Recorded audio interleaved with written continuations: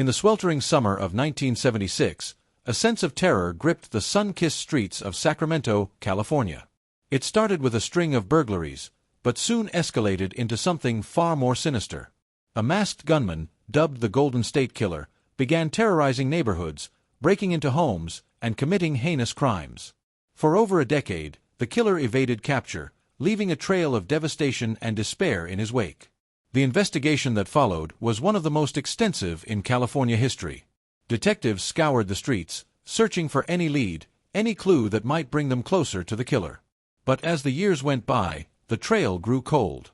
The Golden State Killer seemed to vanish into thin air, leaving behind only a haunting legacy of fear and trauma. One of the most striking aspects of this case is the sheer brutality of the crimes. The killer targeted families, breaking into their homes and committing unspeakable acts of violence. He raped, he murdered, and he terrorized, always staying one step ahead of the law. The victims' families were left to pick up the pieces, struggling to come to terms with the unimaginable horrors they had endured. As the investigation continued, detectives began to piece together a profile of the killer.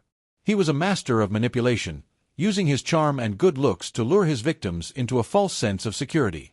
He was a calculated risk-taker, always pushing the boundaries of what he could get away with. And he was a chameleon, able to blend in seamlessly with his surroundings. Despite the many leads and tips, the Golden State Killer remained at large. The case went cold, and the families of the victims were left to wonder if they would ever see justice.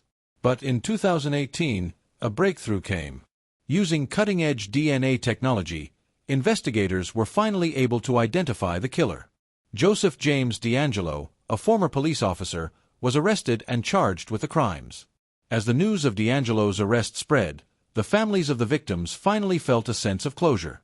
Justice had been served, and the Golden State Killer was brought to account for his heinous crimes. But as the case drew to a close, one thing was clear: the impact of the Golden State Killer's crimes would be felt for generations to come.